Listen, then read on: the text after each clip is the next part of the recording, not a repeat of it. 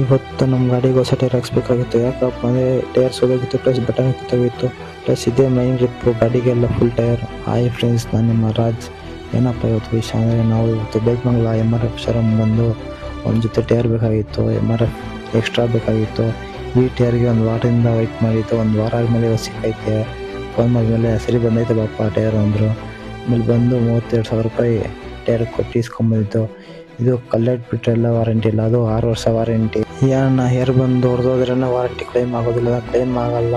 ತಿರ್ಗಿ ಬೇಕಮಂಗಲದಿಂದ ಬಂದಿದೆ ನೇರ್ಲಕೆರೆಗೆ. ಅಲ್ಲಿ ಬಂದು ಟೈರ್ ಎಲ್ಲ ಕೊಟ್ಟು ಫಿಟ್ ಮಾಡಿಸ್ಕೊಂಡ್ವಿ, ಪೌಡರ್ ಎಲ್ಲ ಹಾಕಿ ಟೈರ್ ಹಾಕಿದ್ಮೇಲೆ ಗಾಡಿ ಮಾತ್ರ ಸೂಪರಾಗಿ ಕಾಣಿಸ್ತೈತೆ.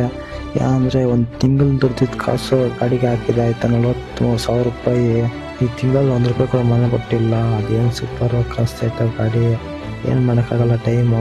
ಫೈನಲಿ ಟೈರ್ ಫಿಟ್ ಆಯಿತು. ವಿಡಿಯೋ ಇಷ್ಟ ಆದರೆ ಲೈಕ್ ಮಾಡಿ, ಜಾಸ್ತಿ ಇಷ್ಟ ಆದರೆ